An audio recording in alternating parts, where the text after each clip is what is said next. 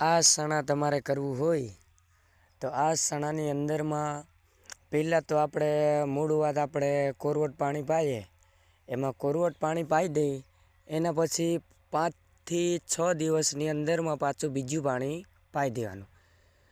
પછી એના અંદરમાં આપણે રાપડી ખેંચી દેવાની, રાપડી ખેંચીને સુકાવા દેવાના, છોડવા લેંગાવ્યા દેવાનું. પછી એની અંદર આપણે છોડવા સુકાવ્યા દઈ અને ફાલ બેહવા દેવાનો, અને ફૂલ આવે ને પાણી ફેરવી દે તો એમાં ફાલ ખરી જાય છે. એટલે જેમ બને મેને જેટલો છોડવો લેંગાય એટલો લેંગાવ્યા દેવાનો.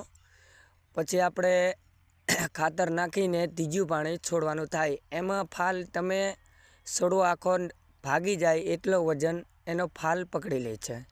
એટલે એની અંદરમાં છેલ્લામાં છેલ્લું એને 4 પાણી દેવાય તો આટલો ફાલ પકડે.